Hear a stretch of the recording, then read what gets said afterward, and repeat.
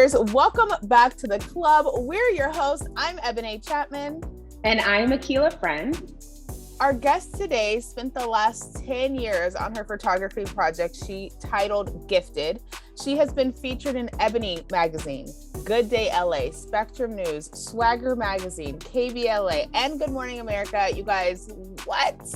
Okay, she uses her creative gift to inspire others and hopes that her project Gifted doesn't change the views of others, but to ignite pride through positivity or through positive imagery that reminds Black men of their undeniable talent and influence they possess. You guys, I'm so excited to introduce, so with pleasure, we welcome the visionary photographer, Jaimie Milner, to the club. So good to be here. Thanks for inviting me. Absolutely. So happy to have you. And we can delve right in, but I think it's just fun to always note like when we have that is known outside of general reach outs or what have you. So you and Ebony know each other and have worked together in the past. And I love when connections are kind of like coming full circle like they are today. You know, Black women, working with Black women, supporting Black women. It's dope. So wanted to make that clear too. So then for those who may not know from that lengthy introduction, just give us a little bit about yourself from your own words. Like, who is Jaimie Milner? Yeah, I mean, gosh, that's one of the questions that I asked the men in my new book, Gifted. But man, who am I? I am just a woman who wants to like embody the full expression of who I am.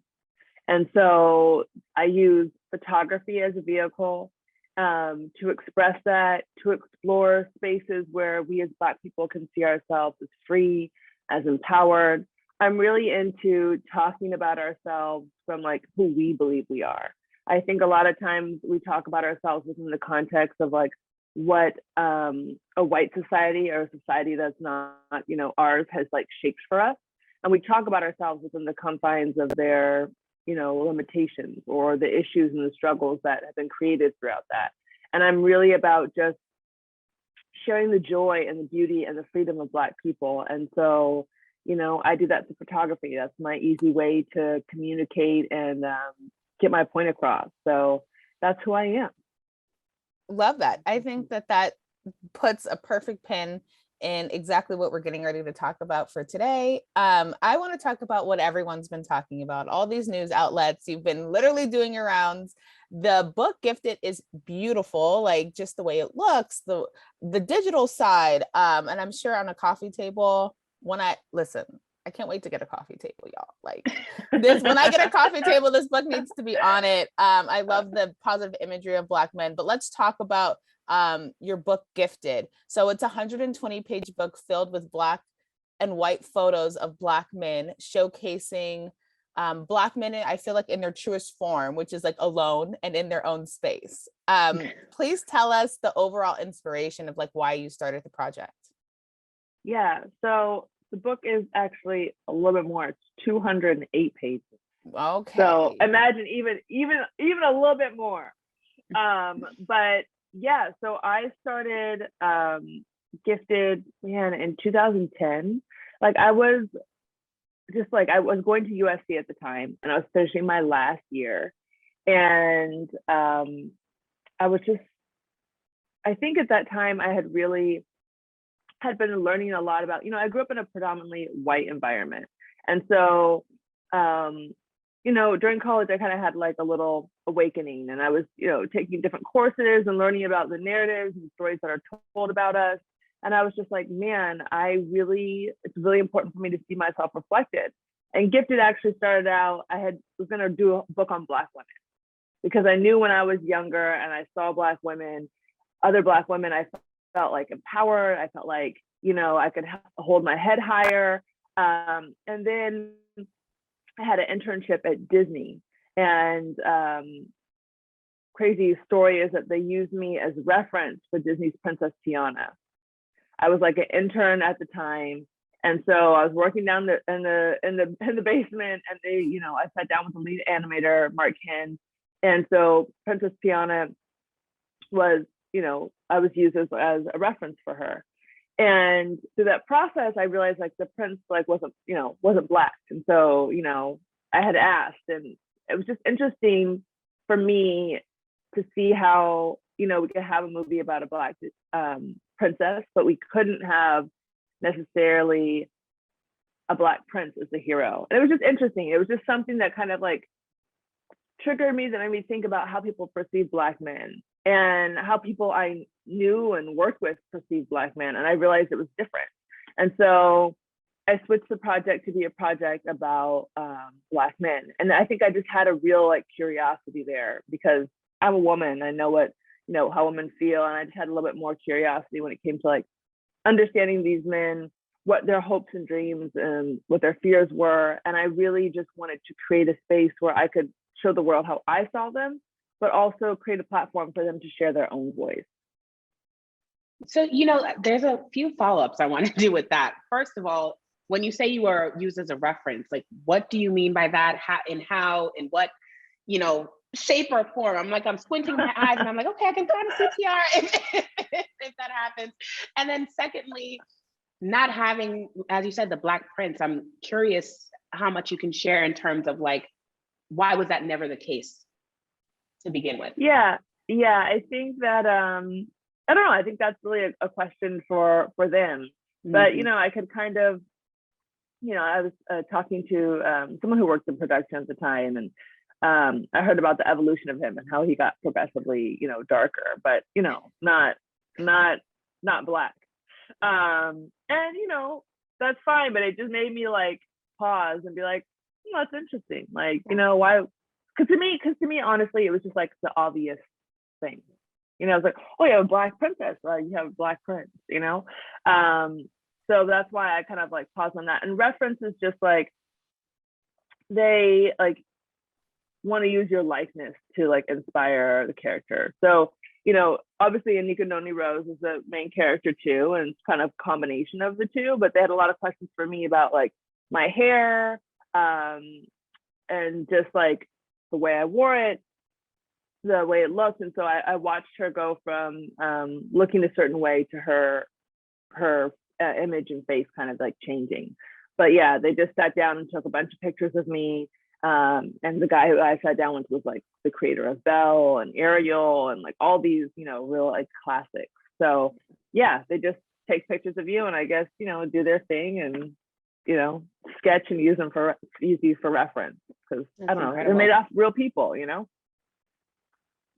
That's incredible. And I think it kind of even delves into something else that you were saying in terms of why you chose to focus on Black men, which I think is very commendable and almost a subset of kind of what you talk about or what we see on social media oftentimes around Black women really supporting and fighting for and creating space, generally speaking, for Black men to really be themselves and thrive. And so, and just creating that safe space. And so it sounds like that's exactly what your reasoning too, or one of your reasons behind your project, which I think is just, again, touting what we as a community would want to do and how we want Black men to be respected and felt and seen in, you know, mainstream society. So that's commendable. And I think it's also, I would love for you to just talk a little bit more about where the value you see in being a Black photographer in general in this industry, because oftentimes when we speak about this industry, it's about us having that representation on the screen, being the, you know, the subject versus the person, you know, really capturing the moment. So I want to just get your opinion too on how do you feel about being a photographer in this space? Yeah, I think that like from really early on, so like I got introduced to photography in high school through an elective that I did. And I had a really great teacher. Her name was Jen O'Sullivan. And I don't know, she just really like encouraged me. And around the same time, our next door neighbors had a family friend who was a photographer. He was a Black man. And he did TV and film like promos, you know, like different posters and things like that. So I would go and assist him. But I think really early on, I saw that like I could create my own world. You know, imagery is so incredibly like impactful. And so I'm like, wow, like it's literally like when I look through the camera, it's my perspective. Like, and it's like, it's so personal. It's like how I see these men. And within that, like you're allowing someone into your perspective and how you see things in your world. And then people look at that and then they like can like replicate that world out in the world, you know, but you have to have imagery and like an image to see and inspire you. It's cool to have it in your mind, but when it's physical, it's like it's tangible and it helps you dream more. It helps you, you know, see yourself where you want to be. It helps to evoke emotion.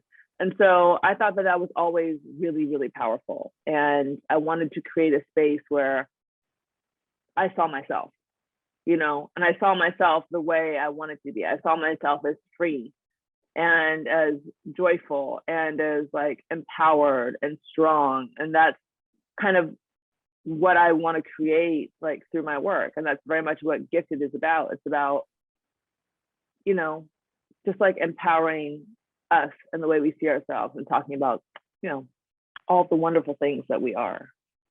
Yeah, I think that that's so great because I think we don't see enough positive images of Black men in society. Like we see there are some, like I'm not saying that there's like never anything, like no, there's things, but we don't see like a ton of it. And I think the narrative is always I guess not so much positive. But to go to your book Gifted, right? So there's 40 men, or was it updated? Is it still 40 men? No, it's 40. Okay. It's 40. Okay. I just said 208, just so you know, it's like it's a thick book. Yeah. It's a good sized coffee table yeah. situation. Okay. Yeah. So yeah, you're great. 40 men. Okay, so there's 40 men featured, including Nate Parker. Okay, I'm not want to like butcher these names. Okay, so you guys bear with go me. ahead. I'll help you. Okay. Yeah. Okay, the guy that played Daniel in Insecure. I'm not even gonna try. His name's Alon. Okay, honestly, okay, Alon good. Noel. I felt good about that because in my mind, that's what I was thinking. But I was like, oh my gosh, I started second guessing you myself. could say Elon. Like I thought it was Elon, but it's Alon. Alon. Alon That's Noel. so beautiful. Yeah. And then David Oyewelo. Oyellowo. Okay. It's like yellow. Oh, yeah. Okay. And so many more. You featured a ton of 40 men. Are they're all from all different backgrounds and jobs. How did you end up picking each person? Like, how did you narrow it down, or not even narrow it down, but decide like I'm stopping at 40, or like I should have gone 80? Like, how did you decide? I think so. When I first started, it's so interesting because I think like when you start something and you like are just focused, like things will kind of like show up. And so for me, like the first guy that I ever photographed, I met him at like a book luncheon with my mom, and he was one of the first Black men to be hired by like a major U.S. orchestra. And then he would refer someone else, and then some people I would know someone that knew them, and for each man, like I admired them. Like with Alon, I photographed him at a job I was hired for like HBO. They were like building homes, or Habitat for Humanity, I think it is. They're, you know, building their homes, and we talked a little bit about, you know, the gaze of other people on him and what he was comfortable with and what he wasn't. And we just had a really like interesting conversation. And I thought he had a lot of depth to him. So then that's why I reached out and saw if I could, you know, photograph him, and he agreed to it. But with each guy, there's something about them that I'm like intrigued by or I respect. And so that's kind of the vantage point of also how my images look and how I'm photographing them. But yeah, I mean, some of them were just like recommended by other guys, and some of them were just like cold emails I sent. Like I sent a cold email to Charles King, who's head of macro now. But when he was at William Morris Endeavor, and he's a partner there, I sent him a cold email, and I was like, hey, you know, I'm a photographer. This is what I'm doing. Like, I'm looking for more men to photograph. I'd love it if you have any recommendations. And he connected me with like all these amazing guys in DC who worked at the White House. And he's like, have you ever, you know, it's like, you know, there's this new director, Ryan Coogler. And I was like, oh yeah. I never ended up photographing him, but just like, he liked what I did, you know, was doing. And so he helped me out. So that's kind of how like I chose all the guys. And then in terms of, you know, stopping, I mean, I worked on this for 10 years, and I was like, okay, I knew that I made the point that I wanted to make. I knew that I have enough content I had enough of their voices to share for this like first, project. And so, yeah, I just felt confident in what I had done. So I was like, okay, this is a good time to stop, and worked on putting that book together, which is a whole nother beast. I'm sure. It's so crazy when you think about too, just like how relevant it still is, and probably even more so potent today. And knowing that you made this 10 years ago, or started 10 years ago. And, when it comes to what's happening in society, the news, like just general, just the evolution of Blackness in America has still reached, I wouldn't even say it's height, but it's still it's still a point of consistent conversation. So this book, Gifted, is just literally never out of style. And I love that this was something that was started 10 years ago. You obviously went through the process now of creating, binding, selling, promoting this book, and it's still so relevant to folks today, which is just something I wanted to know. Another thing is just curious, who was your favorite? And, it could be for whatever reason there, but who was your favorite man to photograph and ask the questions that we'll get into that you asked them? Man, that's really hard. I think Nate Parker was definitely one of my favorites. I think he just like innately kind of got what I was doing and understood the magnitude and the necessity of it. So it's always great when you find people along your path that really, really get what you're doing. And I feel like he was one of the people. And then also, my time with Alon was also really nice.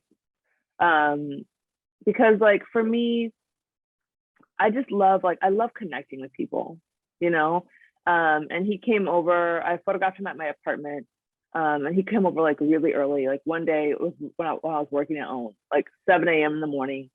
And I did a studio setup in my apartment, but then we also just walked the neighborhood, and sat on different people's lawns and just chatted about different things. And I just remember that day, and it was really just beautiful. And I think with all the men, those times and those moments of spending with them and talking with them and connecting with who they are, and then getting to share the authenticity of who they are with the world and other people, that to me is just so beautiful. So when I connect and then it comes across in my work, that's really satisfying to me.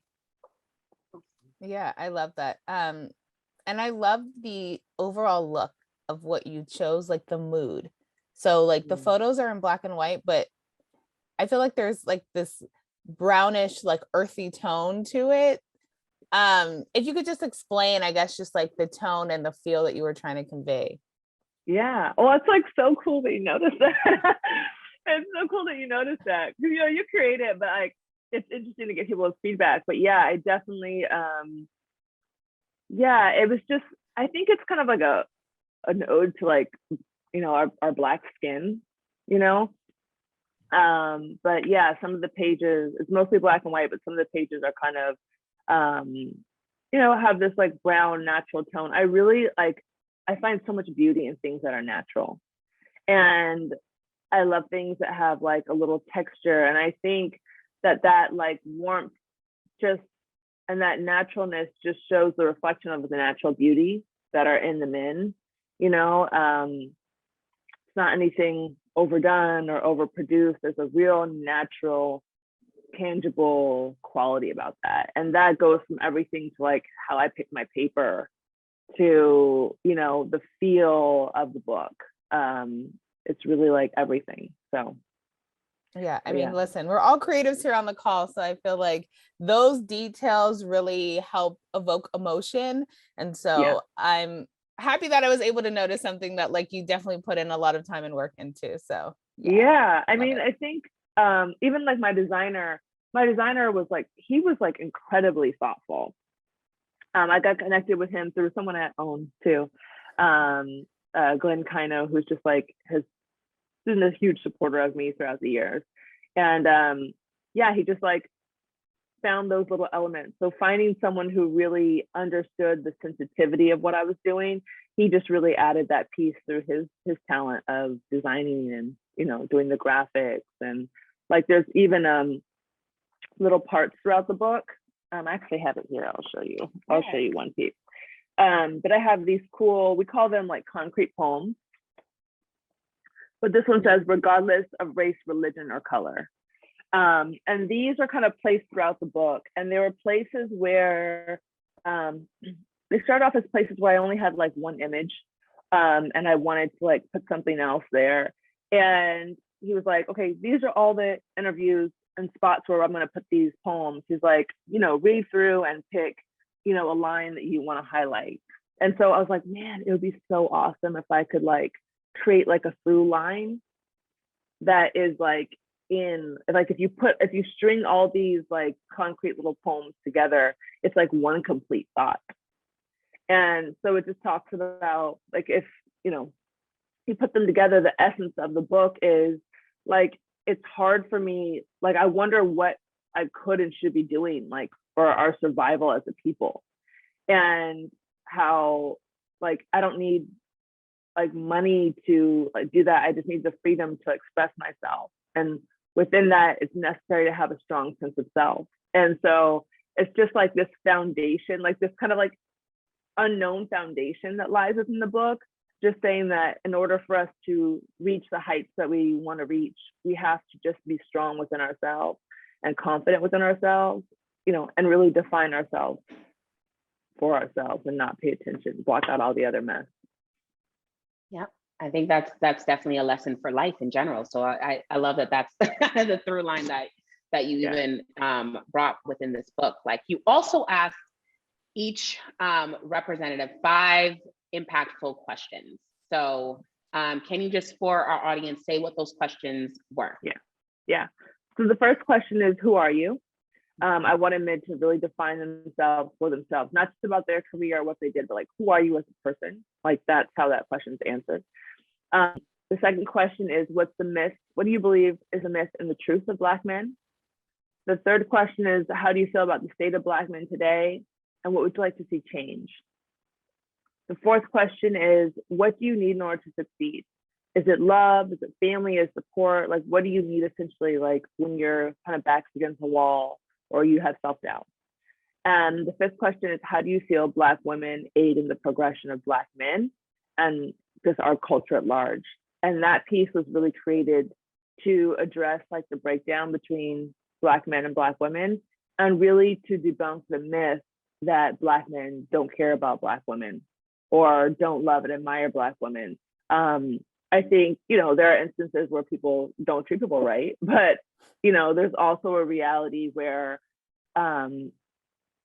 Black women are really, really important to Black men, and they're very concerned about making sure that they're supported and protected so that they can be their most free self.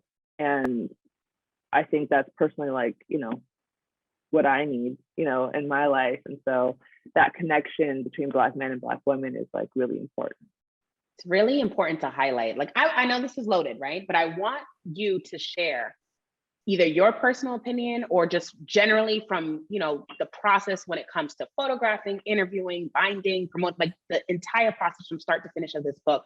Like, maybe we can go through each question, right? And you can just share just general summary of like, what was the major, I guess, through line or takeaway or some major point that a lot of Black men that you featured, like, you know, what you're sharing and what we all know to be true is that everyone's opinion is not going to be the same. Like, Black men are not a monolith, but at the same time, I think it would be really awesome to just have a general open discussion on like some of the major points that were highlighted for each question. So the who are we, let's skip that because we did kind of talk about who you are and we talked about kind of Black men in general, but let's start from question 2 to potentially question 4, major things that were shared.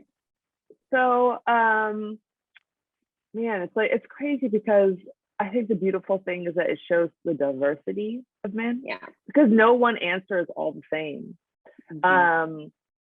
Like, some men start off like, you know, I'm a brother, I'm a friend. I don't know. Like, hold on, let me look at a few. So this guy starts off, his name's Destin Warren. He says, I am whoever I say I am.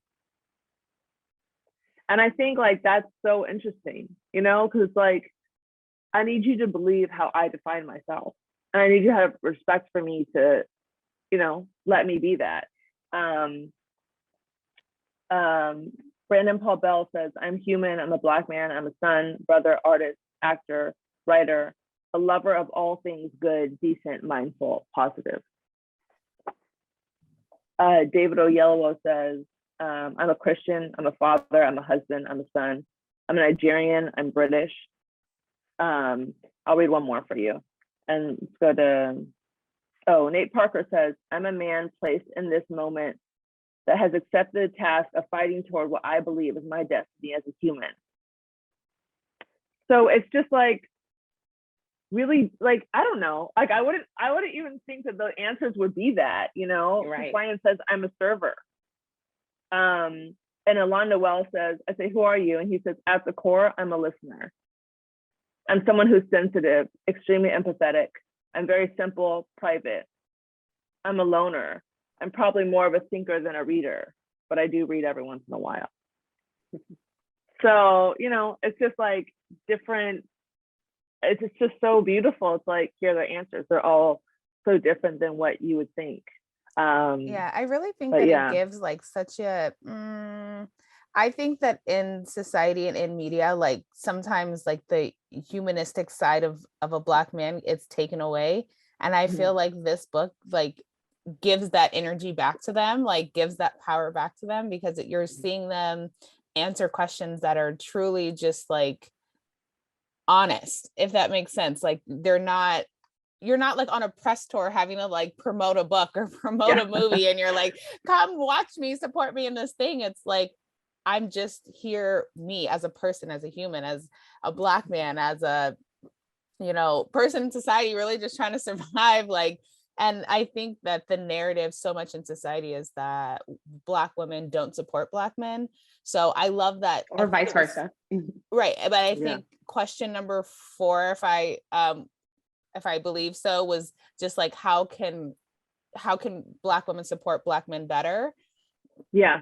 I think that's such like a great question to ask, because I feel like Black men oftentimes say, at least from what I've heard, is like, there's not a space for them. There's not a space for them to like be free to say how they feel, to express, to be emotional, to like do these things. And Black women, when we're dating them, don't give them that permission to do that either. And so I think that to show and highlight that it is important, not just to Black men, to Black women, to society, that like you're being heard. And so I think that's a lot of things of like what your book is saying as well. What were some of those things how did some folks answer that? Because I do think that is a button topic from both ends. And I love that you asked that question, to be honest. Especially, I mean, you know, let's call it, let's be real. A lot of these folks that you did interview or that you do have are married to white women. And so it's very interesting to have that question asked, especially when it's not always like, you know, that Black woman doesn't necessarily have to be your wife, you know, but it could be someone in your community as well. So I'm just curious as to. Yeah, I have one answer that sticks out to me that's so great, and it's from Jason Madison. And I say, how do you feel Black women aid in the progression of Black men? Does Black women create Black men? They are our gods. Whether or not we all marry a Black woman, I believe it's necessary for a Black man to have a Black woman in his life. You cannot receive the fruit of the vine without nourishing its roots. Black women are our roots, and if we want to continue to see fruits from our culture, we have to nourish what it's rooted in, our women. We have to teach them, love them, give to them, guide them like only we know how. And only then will we be strengthened. In films, Black women are always depicted as like, you know, wise and wisdom. But I think it's so interesting. He talks about supporting us, but he also talks about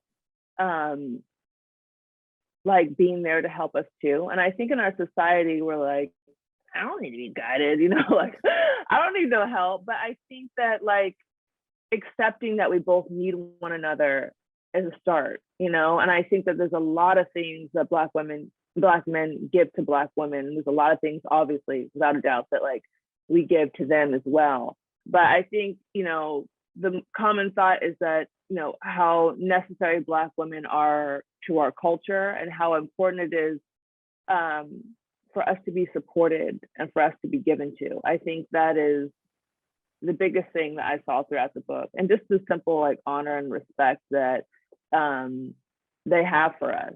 But it's interesting, even with the men who aren't married. It's interesting because I have some people who are married to Black women, some people who aren't, and then other people, you even see like their own like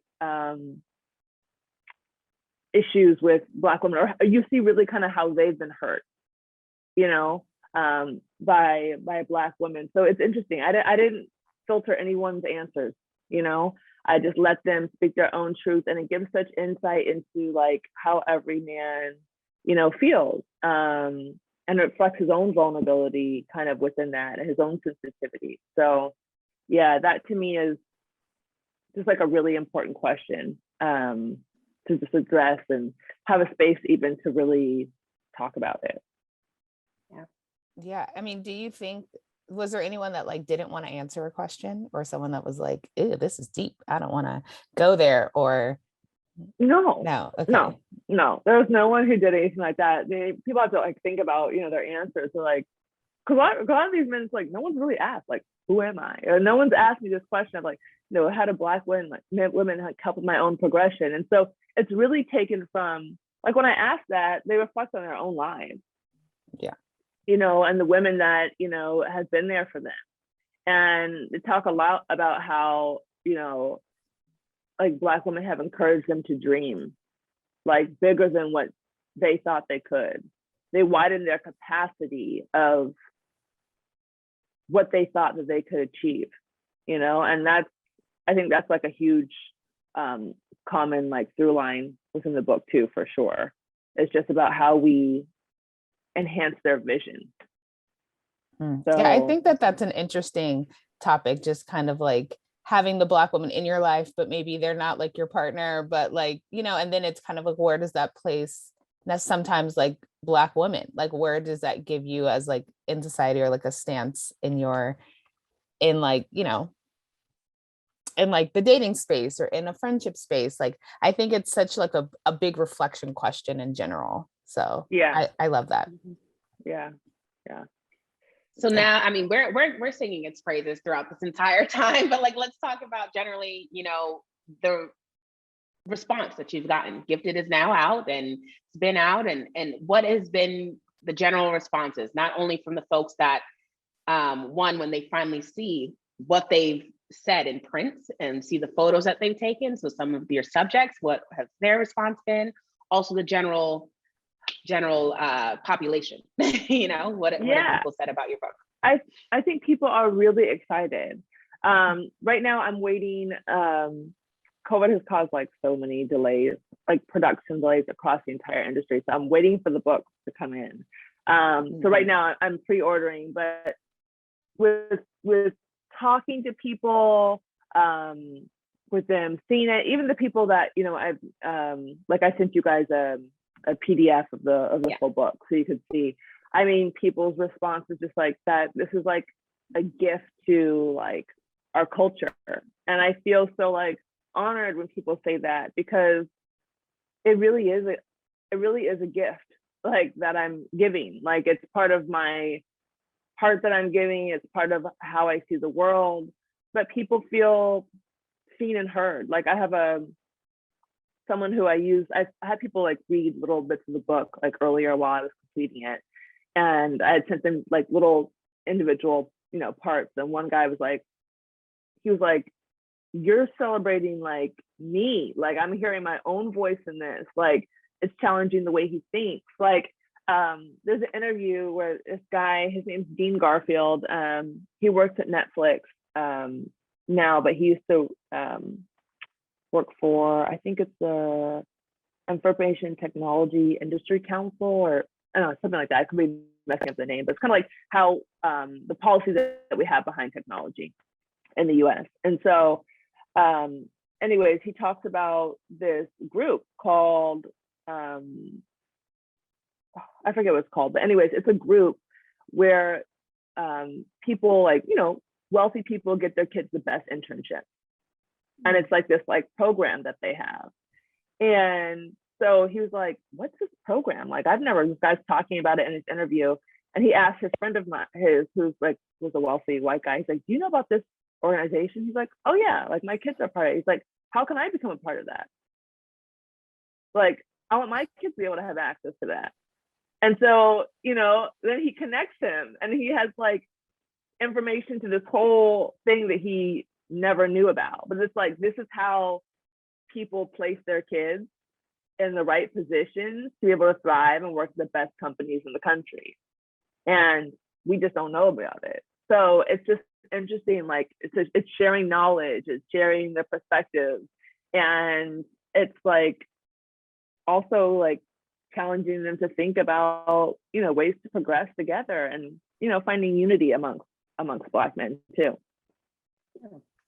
Yeah, we're all about the unity here. We love it. Yeah. And I think we're all in love with this idea of just what you're doing. But I would love to even continue to talk about some of the other projects that you have, that you've been working on. On your website, you have Quarantine Love, you have the Oprah Winfrey Release series, or like the Women at Own, or, any of the other projects. You have portraits. I think you photographed a woman giving birth, which, oh my gosh, Jaimie. Oh my God. Jaimie. That was next level. Jaimie, what was that like? That was insane. So this woman was like a family friend of ours, and I photographed her first pregnancy, and she was having her fourth. She's like, "This is my final child." She was like, "I would really love for you to photograph my pregnancy again and like redo the same shot." So I was like, "Okay, like let's do it." So I went like right before we kind of like went into quarantine. Like it was like a few weeks before. And so I went and I photographed her, and then COVID came around and she couldn't have any of her family in the hospital. And she happens to be a doula, but she has never given birth herself at home. And so she was like, I'm not gonna have my family around me. She's like, I need my family there. And for her too, like giving birth at home was kind of like a redemption for her of women in her family that had died during childbirth. One of her grandparents or great grandparents had died giving childbirth because they found out that they were Black and they were in a white hospital. So they transferred them, and they, had died on the way. And so it was just very much like redemptive for her about having like a healthy birthing story and experience. And it was like the most insane, beautiful thing. Also seeing the relationship between her and her husband. Like, I feel like that was like some divine stuff that I saw, because it showed the beauty of when like husband and wife are working together. Like he's literally counting her breaths and coaching her through everything. Her kids are filling up like the pool, like her little babies are filling up the pool that she's gonna like be in. Her son, when she's giving birth, like knows that she needs water, and he went and grabbed like a squirt bottle so he could give her water while she's pushing. Like her 12-year-old son. Like I was just like the unit of like Black family, like working in unison and together, and like the pain that she experienced, but like the love and the joy. It's just like it's such a beautiful. Just the process of birthing is such a beautiful reflection of life itself. It's like there's pain, but there's joy, and it's all within it together. And you go through this like awful pain to like receive this like immense like euphoric joy at the end. And yeah, it was pretty wild. I was driving at like 4 a.m. trying to get there in time. but yeah, that was like a really cool experience. That's insane. Yeah, wow. Yeah. I'm like, we're both like speechless. I'm thinking through. I am like terrified of childbirth, and I don't know if that made me a little more scared or not. Well, the crazy thing is that it's not as horrible like as there's images that we've received about birthing, and how it's like this horrible thing. But when you watch a woman give birth, and she prepped me and had me watch different documentaries before, and so I could be knowledgeable about it. But like there's like mixed with joy. Like, it's not all awful. Like, she's in extreme like pain, like moaning to herself, and then looks up and is like laughing at her kids across the room. You know what I mean? So it's just like this, it just being this awful screaming thing. That's like the image that we've been perceived, and bringing a child into the world is, yes, there's that, but there's also a equal, if not even more, joy that comes from that. I love that. I love that description. I'm saying more so as a Black woman, and how we're generally treated, sometimes treated in these hospital settings when it comes to birth. But that's but awesome. I think that that's a great alternative too, right? Yeah, like it's a great alternative, having the doula. Being at home. I've heard a few people do that. I mean, I think the whole no anesthesia thing freaks me out, but right, no epidural, no drugs, no nothing, just natural. But at the same time, like, I've heard great success stories too. So I'm happy that she was able to get through it, and everyone was healthy, because it is definitely an undertaking to be at home giving birth. You were able to capture that. That's amazing. One more thing we want to make sure that we highlight is the fact that Oprah Winfrey rang your line before. Let's talk about what happened there. Yeah. So I worked as an assistant in development at the Oprah Winfrey Network, in like unscripted development. And there was just like so many, I mean, Ebony, you're one of them. Like, there were so many beautiful women that I worked with at OWN. It was such a beautiful community of young women supporting each other. And I just wanted to like show her all these, because a lot of the women, like, they weren't executives, they weren't like, high level people, but they were like brilliant women working in that company. And I wanted to be able to show her like the beauty and like the brilliance and how like smart these women were. And so I photographed, I just chose 12 women that worked there, and I photographed them, and then I asked them all 2 questions, kind of similar setup to Gifted. I asked them, I think what part of themselves they wanted to contribute to their work, like what part of their heart do they want to contribute to their work, and then like what was their dream for the company. And so I made a video, and I made like a beautiful like book, almost like a nice like magazine, and I gave it to her for Christmas of 2019. And a few weeks later, I got a call on my cell, like, "This is Oprah Winfrey." She's like, "I love what you did," But it was cool. Her and I had a great conversation, and she said like the project moved her to tears, and I was just happy that I could create something that she was really touched by, and that she really understood and got. And that was just like a really cool moment.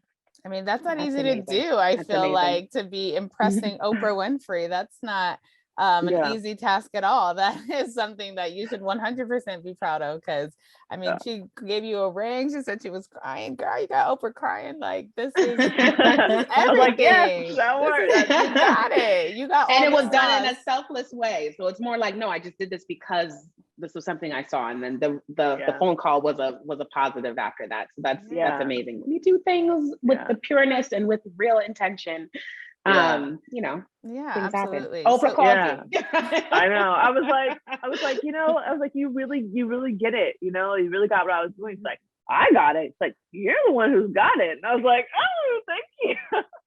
Like, thank you. But it was awesome. Jaimie, so what is your overall mission in your career? Like, what's next for you? Like, what, you have this beautiful, amazing book, Gifted, and so many other projects, but what is like, do you have like a mission, a motto, or are you kind of going with the flow? What's the vibe? Yeah, I think I want to show the joy and the freedom of Black people through imagery. Really freedom. And I think that comes from, that's like so personal, because I think for me, myself, I'm trying to obtain my own freedom. And by freedom, I mean like mental, physical, and like spiritual freedom. Freedom from self-doubt. I think life is really about like letting your true spirit like be embodied like through your body and like what you do and your life experience. And I think there's so many ways sometimes in the past that I felt myself like hold myself back because of fear or of uncertainty or my own doubts or my own insecurities. And I want to be free from that, to really like be the woman I am. And I think that that's really important to me to express that through my work. So I think next I really want to do some conceptual work. Like there's a lot of like Langston Hughes poems that I love, a lot of Maya Angelou poems. I want to kind of turn some of those into images. And then also just like really paint this world of ourselves being free and happy and joyful. Like I think of this photographer, Tyler Mitchell. He did the Beyonce cover of Vogue. Like it's been a few years now. But you know, his work is very much free. And it's cool to see, you know, a guy like that with the same kind of like intention as myself. He talks about like there's a white photographer named I think it's Ryan McGinley. But anyways, he has like all these portraits of like, it's just really of like kids naked out in nature, you know, and Tyler was like, I want to see myself, you know, free like that, having fun. It's just like this feeling of being like uninhibited, you know? And it's very much like for me too, a desire of just seeing us like uninhibited, see us being free, seeing us expressing our joy and laughter, and just like seeing images that light us up, you know, and make us feel like that light within ourselves. But yeah, expressing the joy and freedom of who we are is definitely my vision and kind of like the through line through all my work, connecting us to like love. Yes. Amazing. Keeks, where else should they be looking for love, expression, joy, and freedom, honey? Yes, come and see the light. Come to the lights at the Black Creators Club. All right. So we worked really hard to do this show, guys. The best way that you can support us is to share the show with a friend, to like, comment, and subscribe. All the things you know you hear on your favorite YouTube channels. We're not excluded to that. Everything is at the Black Creators Club. When you do, please rate and leave a review. It goes a super long way. And if you have a guest or you want to be a guest for our show, email us at theblackcreatorsclub@gmail.com. Boom. Okay, Yes. you guys. So continue to stay with us. We have a game. Okay. It's called Photobomb. What a cute name. Yes. Photobomb. Okay, so we're going to name 2 celebrities, and it's up to you, Jaimie, to name who you would rather photograph at a premiere event. Okay. Yes.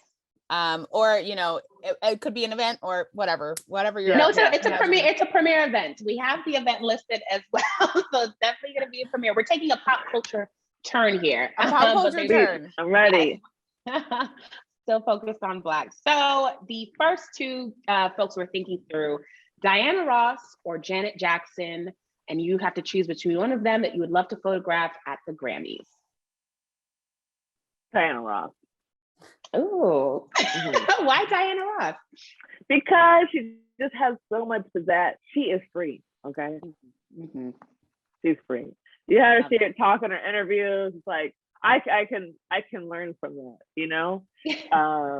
She is free. Janet is absolutely amazing too. But yeah, definitely Diana Ross. I love when you see women that are just, especially as women get older, they just really don't care. And it looks so good on them. Love that. Yeah, I think Diana Ross will give you more drama, more dramatics, more something. Yes, okay, so Andre 3000 or Young Thug at Afropunk. Oh, Andre 3000, because I have the biggest crush on him. I just loved him when I was Shoot your younger. shot, Jaimie. He's so beautiful. So beautiful. So yeah. No delay on that one. He's got the style. All right. The next one, Brandy or Monica at Versus. Oh man. I'm going with Brandy. Okay. Well, that's interesting. Okay. Yeah. I mean, she's more bohemian. She's got more of that flowy vibe. Yeah, I guess. So, yeah, that's true. But that's they true. both Love come it. serving with the looks though. So They do. You kind of can't go wrong. Yeah. I know. Monica does serve the looks. She served the looks. Can I do, you know, look, 5 minutes with one, 5 minutes with the other. I can't strict with these rules over here, okay? I like it. You gotta have structure. Okay, so the next one is Tyra Banks or Naomi Campbell at Fashion Week. Naomi Campbell. Ooh. Without a doubt. You know, she gives a lot, but yeah, I just always, it's funny because like you say these people and it's like my personal connection to, these are great people, by the way, but it's just like my personal connection to them. Like Naomi, without a doubt. Yeah. It's gonna showcase on the photos. She's too. a model I Love need, that. you know? Yes. Yes. Okay. It's Mary J. Blige or Rihanna at the BET Awards.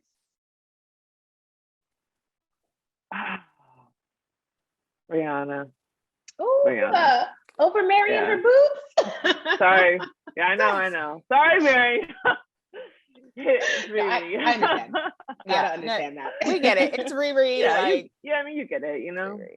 Yeah. Especially pregnant Riri, that's a moment you've got to capture. I know. Listen. God, those looks she's giving. All these looks. I'm like, it's I don't know why I feel shocked. Yeah. I feel shocked by her outfits. I'm like, sis. You knew if anyone. No, she is naked. She's never even wearing clothes. She's like, what are her, like normally she's like, all right, like head to toe, like fierce chic heart jackets and this and that.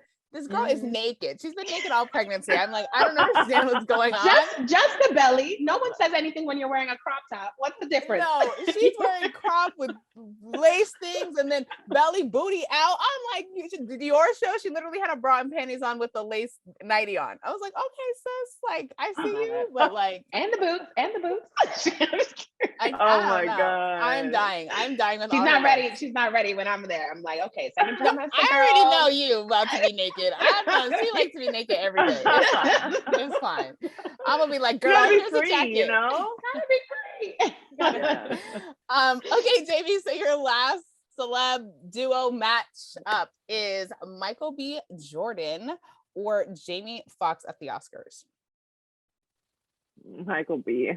Yeah, I went for Jaimie. I really thought Jaimie. Yeah, I mean. Jamie Foxx has always had a special place in my heart, you know? Yeah. I don't know. It's hard. I don't know. I might be shooting Michael J and be like, Jaimie. I don't know. I don't know what would happen. I might regret my decision, but I don't know. I'm gonna stick with Michael B. Okay, Michael. Love that. We love that. A nice tailored suit. Yeah. Right. Okay. Well, Jaimie, this has been the most amazing interview. We've had so much to talk about: Black men, women, society. Your amazing book, Gifted. So please continue to tell people where they can purchase, buy, follow you, see where they can hire you. Let them know where they can contact you. Yeah. So Gifted, you can pre-order this at thegiftedproject.org/book. So we're expecting books any day now. So make sure that you pre-order so you can get your copy. But yeah, so that's Gifted. And then you can also follow the Instagram at thegiftedblkmen. That's the Instagram for the project. And then for me personally, you can reach me at jaimiemilner.com, and it's Jaimie, Jaimie. And yeah, you can contact me there, tell me other work, and get in touch with me. Love it. Okay, Akilah, where can they find you? Yes, you can find me chatting media and life motivation, all with a dash of style at It's Your Friend on all platforms. Eb, where can they find you? Perfect. You guys can find me on Instagram at Ebony Chapman 12, chatting everything Black-owned business and, of course, the Black Creators Club. We've had the most amazing time. And on Zoom, we always mess up this intro. So I'm going to say the first part, Akilah. You say the second part. Yes. And then that way we can all get it out. Okay, you guys. There we go. Thank you so much for joining us. And remember to always abide by your ABCs. Oh, I thought you were first. Always. No, I said okay. I'm gonna say the first part, and you're gonna say the second part. Yeah. Okay. Ready? Okay. Remember to always abide by your ABCs. Oh, always would be the first. Okay. You know what? I'm saying you say that part. I'm saying you say the always be. Oh my God. I am done with you, Akilah. What? Okay. No. That is not my fault. Yes. We're gonna try to count down again. Okay, ready? This is what happens when you're on Zoom, because normally we say it together, but on Zoom you can't. Okay, remember, guys, remember to always abide by your ABCs. Always be creating. Yay! Bye, Thanks, guys. it. Thank you, Jaimie. Thank you so much.